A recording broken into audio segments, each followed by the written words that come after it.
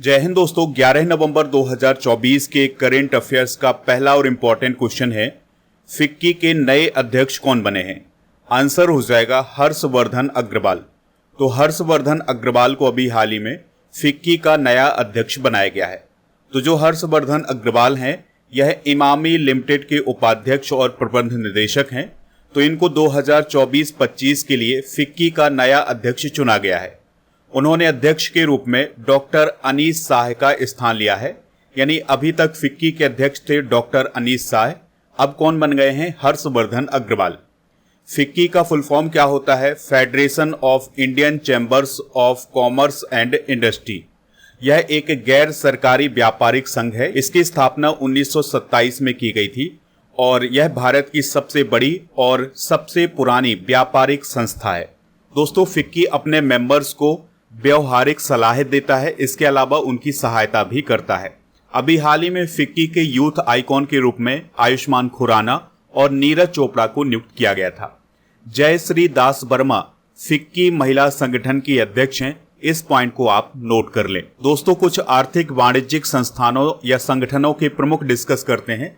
तो फिक्की की महासचिव कौन है? ज्योति विज। एसोचैम के अध्यक्ष कौन है? संजय नायर। और भारतीय उद्योग परिसंघ के अध्यक्ष कौन है? संजीव पुरी। इसके अलावा इफ्को के अध्यक्ष कौन है? दिलीप संघानी। नेस्कॉम के अध्यक्ष कौन है? सिंधु गंगाधरन। बॉम्बे स्टॉक एक्सचेंज के सीईओ कौन है? सुंदर राममूर्ति। और नेशनल स्टॉक एक्सचेंज के अध्यक्ष कौन है? गिरीश चंद्र चतुर्वेदी। तो ये सारी नियुक्तियां आप नोट कर लें। आप इस पूरे लेक्चर को बहुत ही ध्यान से लास्ट तक देखिएगा। लास्ट में आपसे क्वेश्चन पूछा जाएगा जिसका आंसर कमेंट बॉक्स में देना है। अगर आप चैनल पर पहली बार आए हैं तो चैनल को सब्सक्राइब कर लें, बेल आइकन भी दबा लें जिससे आपको समय पर सबसे पहले नोटिफिकेशन मिल सकेगा। दोस्तों, जो लोग हमसे नए जुड़े हुए हैं उनको बता दें कि स्टडी करके ऐप पर आपको अक्टूबर 2024 के करेंट अफेयर्स की ई बुक मिल जाएगी, हिंदी और इंग्लिश दोनों मीडियम में। तो ऐप का लिंक डिस्क्रिप्शन बॉक्स में दिया गया है, वहां से आप ऐप को इंस्टॉल कर लें। ई बुक वाले सेक्शन पर जाएंगे तो आपको सभी पीडीएफ यहां पर मिल जाएंगी। अगला क्वेश्चन है, किस राज्य ने पद्म पुरस्कार विजेताओं को हर महीने 30,000 रुपए देने की घोषणा की है? आंसर हो जाएगा ओडिशा। तो दोस्तों, ओडिशा सरकार ने राज्य के सभी पद्म पुरस्कार पाने वालों को 30,000 रुपए महीना देने की घोषणा की है। यानी इसका मतलब ये हुआ कि ओडिशा में अगर किसी को पद्म विभूषण, पद्म भूषण या पद्मश्री मिला हुआ है तो ऐसे सभी नागरिकों को ओडिशा सरकार के द्वारा 30,000 रुपए का महीना दिया जाएगा। तो वर्तमान में ओडिशा में 55 पद्म पुरस्कार विजेता हैं और इसका खर्च कितना होगा एक साल का ओडिशा सरकार का? 2 करोड़ रुपए का। देखिए, अगर हम 2024 के पद्म पुरस्कार विजेताओं की बात करें तो दोस्तों 5 लोगों को पद्म विभूषण दिया गया था, 17 लोगों को पद्म भूषण दिया गया था और 110 लोगों को पद्मश्री दिया गया था। तो ये फैक्ट भी आप नोट कर लें। 2024 में पद्म विभूषण कितने लोगों को दिया गया था? 5 लोगों को। तो उनमें पहला नाम है बैजंती माला बाली का, दूसरा नाम है चिरंजीवी का, तीसरा नाम है एम वेंकैया नायडू का, चौथा नाम है बिंदेश्वर पाठक का और 5वां नाम है पद्मा सुब्रमण्यम का। तो इन 5 लोगों को पद्म विभूषण दिया गया था। तो ये फैक्ट भी आप नोट कर लें। ओडिशा की बात हुई है तो इसका गठन 1 अप्रैल 1936 को हुआ था। राजधानी है इसकी भुवनेश्वर। चीफ मिनिस्टर हैं मोहन चरण मांझी जो कि बीजेपी से संबंधित हैं। राज्यपाल हैं रघुवर दास। विधानसभा की यहां पर 147, राज्यसभा की 10 और लोकसभा की 21 सीटें हैं। दोस्तों, ओडिशा से रिलेटेड कुछ इंपॉर्टेंट जीके डिस्कस करते हैं। तो प्राचीन काल में ओडिशा को कलिंग के नाम से जाना जाता था, बाद में इसका नाम उड़ीसा किया गया था। भारत की सबसे बड़ी झील चिल्का झील ओडिशा राज्य में ही स्थित है और नरसिंह देव के द्वारा कोणार्क का विश्व प्रसिद्ध सूर्य मंदिर ओडिशा राज्य में ही बनवाया गया था। अब आप कमेंट बॉक्स में ये बताएं कि जो कोणार्क का सूर्य मंदिर है ये ओडिशा के किस स्थान पर स्थित है। और जो ओडिशा का कोणार्क सूर्य मंदिर है इसे ब्लैक पैगोडा के नाम से भी जाना जाता है। चिल्का झील के बारे में आपको याद रखना है कि यह एक लैगून झील है। ओडिशा में महानदी, ब्रह्माणी, बैतरणी, तेल और इंद्रावती नदियां बहती हैं और नव कलेवर त्योहार ओडिशा राज्य में मनाया जाता है। अगला क्वेश्चन है, पंडित रामनारायण का निधन हो गया है, उनका संबंध किस वाद्य यंत्र से था? आंसर हो जाएगा सारंगी। तो सारंगी वादक पंडित रामनारायण का मुंबई में 96 वर्ष की आयु में निधन हो गया है। दोस्तों, पंडित राम नारायण एक प्रसिद्ध हिंदुस्तानी संगीतकार भी थे। उनका जन्म हुआ था मेवाड़, राजस्थान में। उन्हें पद्म विभूषण और संगीत नाटक अकादमी पुरस्कार से भी सम्मानित किया गया था। हाल ही में हुए कुछ प्रमुख निधन डिस्कस करते हैं। तो दोस्तों, प्रसिद्ध लोक गायिका शारदा सिन्हा जी का निधन हो गया है, जिनका संबंध बिहार राज्य से था। फैशन डिजाइनर रोहित बल का निधन हुआ है। पीएम की आर्थिक सलाहकार परिषद के अध्यक्ष विवेक देवराय का निधन हुआ है।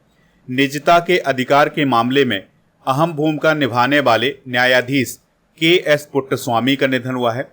भौतिकीविद डॉक्टर रोहिणी एम. गोडबोले का निधन हुआ है।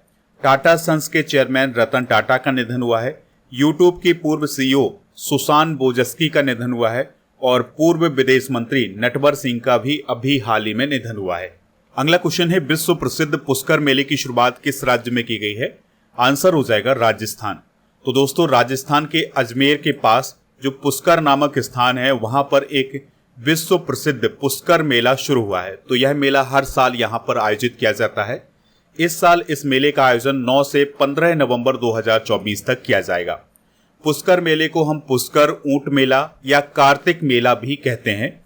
और पुष्कर में एकमात्र ऐसा स्थान है जहां पर ब्रह्मा मंदिर है। इस पॉइंट को भी आप नोट कर लें। भारत के कुछ प्रसिद्ध मेले डिस्कस करते हैं, जैसे गंगा सागर मेला पश्चिम बंगाल में लगता है। कुंभ मेला हर 12 साल में नासिक, हरिद्वार, इलाहाबाद और उज्जैन में लगता है। और सोनपुर मवेशी मेला बिहार में लगता है। हेमिस गोम्पा मेला लद्दाख में। अंबुबाची मेला असम में। कोलायत मेला जो कि राजस्थान में लगता है। बेणेश्वर धाम मेला ये भी राजस्थान में लगता है। सूरज कुंड हस्तशिल्प मेला ये हरियाणा में। और माघ मेला इलाहाबाद या प्रयागराज में आयोजित किया जाता है। अगला क्वेश्चन है, अभ्यास ऑस्ट्रा हिंद का आयोजन भारत और किस देश के बीच हो रहा है? आंसर हो जाएगा ऑस्ट्रेलिया। तो देखिए दोस्तों, भारत और ऑस्ट्रेलिया के बीच संयुक्त सैन्य अभ्यास ऑस्ट्रा हिंद का तीसरा संस्करण 8 नवंबर से महाराष्ट्र के पुणे में शुरू हुआ है। तो आपसे क्वेश्चन क्या पूछा जा सकता है कि ऑस्ट्रा हिंद अभ्यास 2024 का आयोजन कहाँ किया गया था? तो इसका आयोजन महाराष्ट्र के पुणे में किया गया था।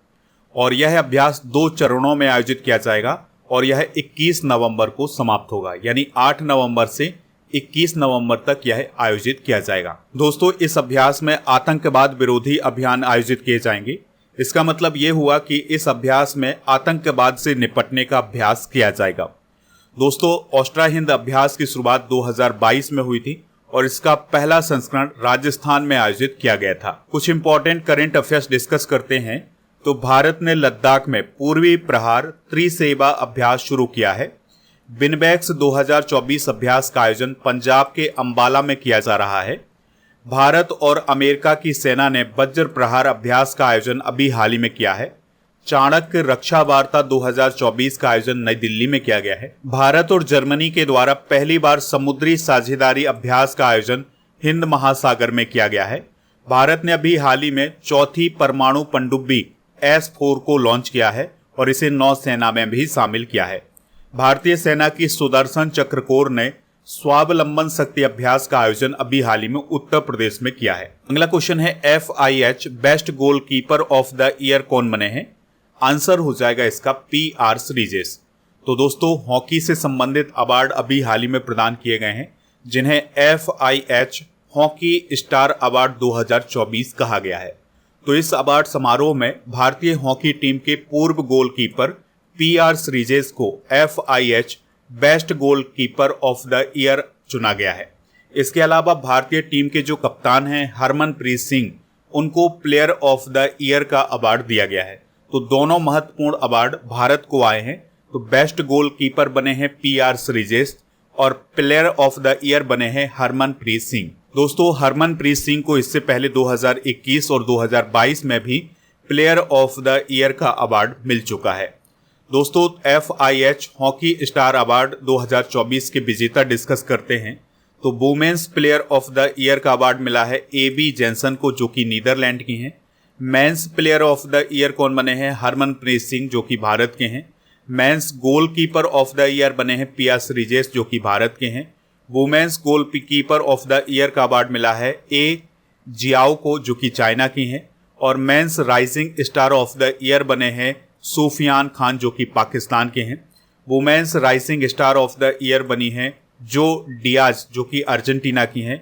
FIH की बात करें तो इसका फुल फॉर्म होता है इंटरनेशनल हॉकी फेडरेशन या अंतर्राष्ट्रीय हॉकी महासंघ। इसका गठन 7 जनवरी 1924 को हुआ था। मुख्यालय लुसाने स्विट्जरलैंड में है और अध्यक्ष हैं तैयब इकराम। अगला क्वेश्चन है, भारत में राष्ट्रीय शिक्षा दिवस यानी नेशनल एजुकेशन डे कब सेलिब्रेट किया जाता है? आंसर हो जाएगा 11 नवंबर को।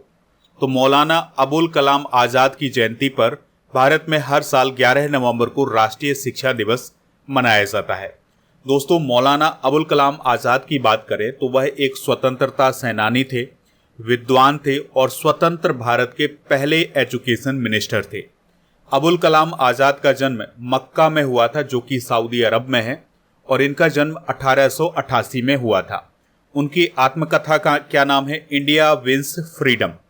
दोस्तों, वह 1923 में दिल्ली विशेष सत्र और 1940 में रामगढ़ में जो भारतीय राष्ट्रीय कांग्रेस का सम्मेलन हुआ था उसमें अध्यक्ष चुने गए थे।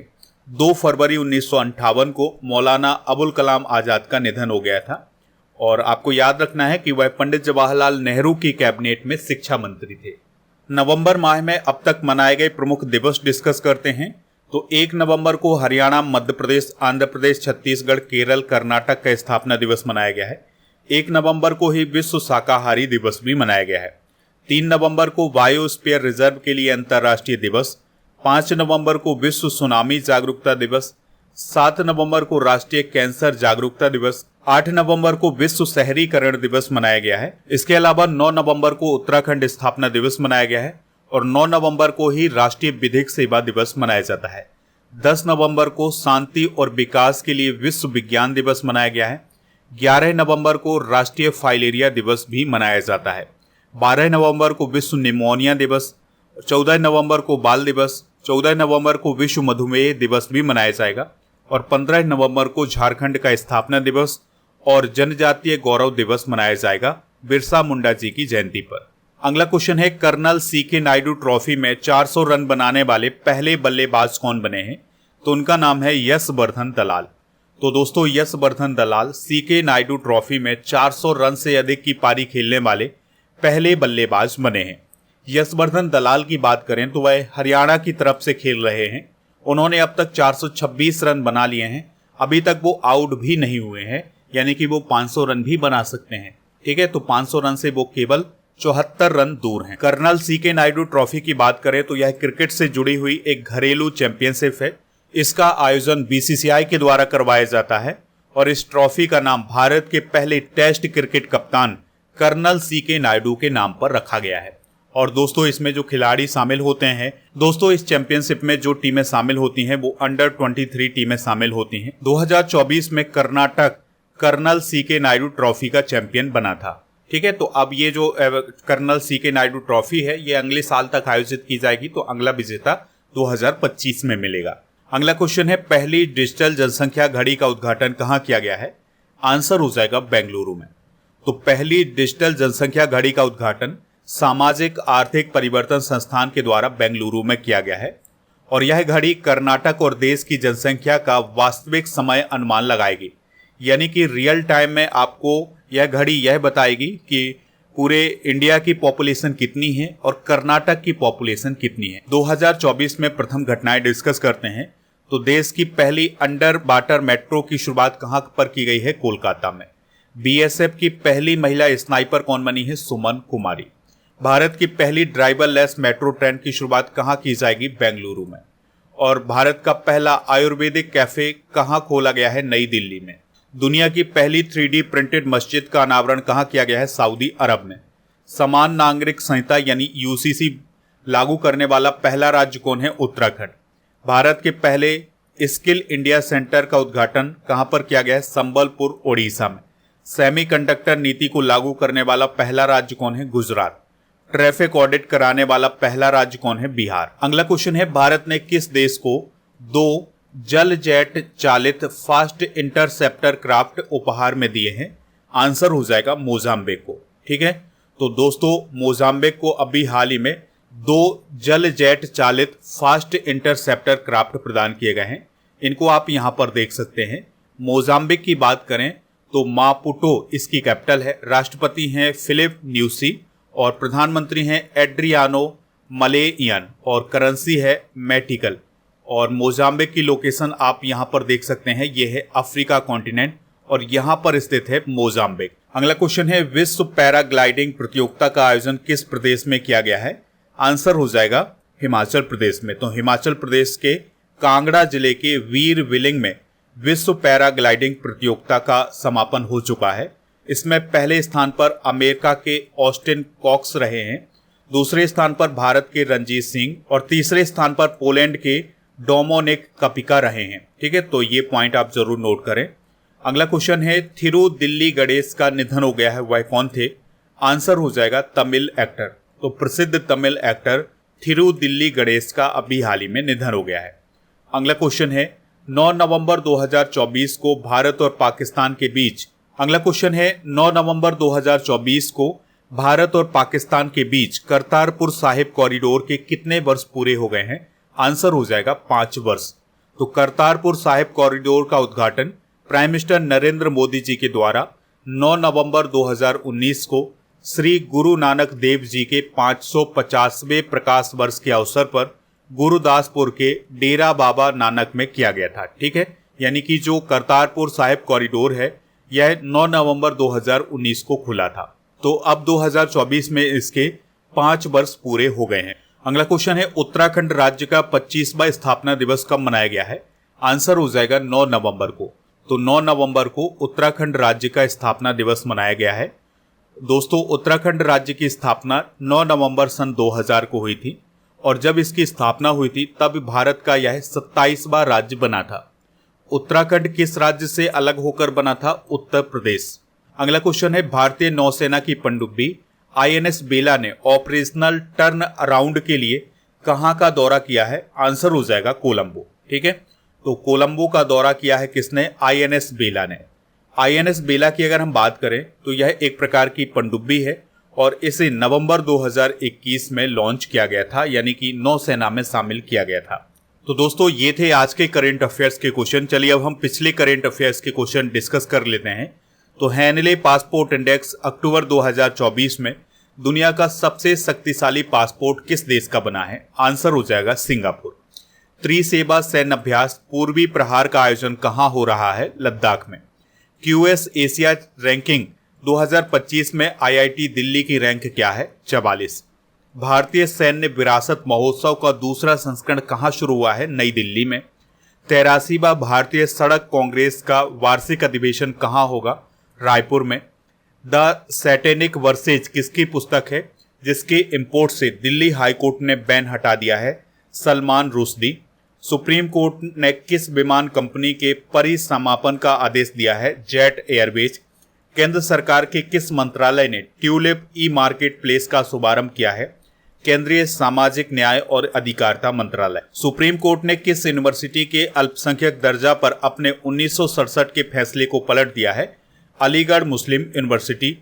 और 3 वर्ष की आयु में भारत के सबसे युवा शतरंज खिलाड़ी कौन बने हैं? अनीश सरकार।